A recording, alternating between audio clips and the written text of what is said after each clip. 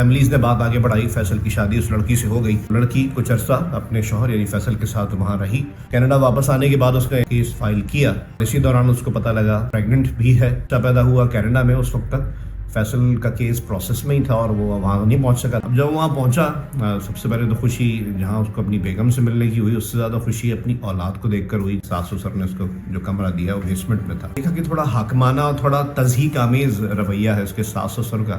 ایک دن کیا ہوا، اس نے بچوں کو کینیڈین حکومت کی طرف سے چند $100 ماہانہ ملتے ہیں. تجسس ہوتا ہے. اس نے پوچھا اپنی بیگم سے یہ کیا معاملہ ہے اور یہ کس طریقے سے ملتے ہیں، کیا ہوتا ہے. اس نے سوال کیا ہی تھا، اس کے سسر چیختے ہوئے آئے، یہ ماں کا حق ہوتا ہے، یہ ماں کے پاس آتے ہیں، اور آ کر فیصل کو اتنی سنائی. ایک دن کیا ہوا، میاں بیوی کے بعد بیچ میں کچھ بات ہو رہی تھی. اس کی بڑی لمبی ایک روٹ کاز ہے اور یہ وہ بار کہ اس کے سسر حسب روایت حسب عادت کمرے میں گھس گئے اور اس دن اس قدر بدتمیزی کی.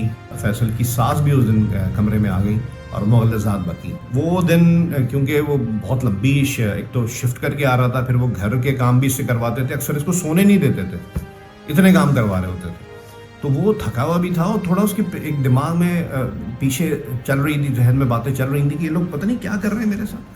اس دن اس نے وہ ایک خاص کراچی کا ایک لڑکا ہونے کے حساب سے رسپونڈ کر دیا. ایک جملہ کہا کہ آپ لوگ اس کمرے سے نکل جائیں، آئندہ ہمارے بیچ میں آپ لوگ نہیں بولیں گے. اس وقت جب سسر کو شٹ اپ کال ملی وہ تو خاموش ہو گئے، ڈر گئے، جو بھی کہہ لیں. ہاں، لیکن شاید بیوی کا وہ ٹائم تھا کہ وہ اپنا اصل رنگ دکھاتی. اس نے اسی وقت فیصل کا سامان باہر پھینکنا، گھر سے باہر پھینکنا شروع کر دیا اور پولیس بھی بلوا لی.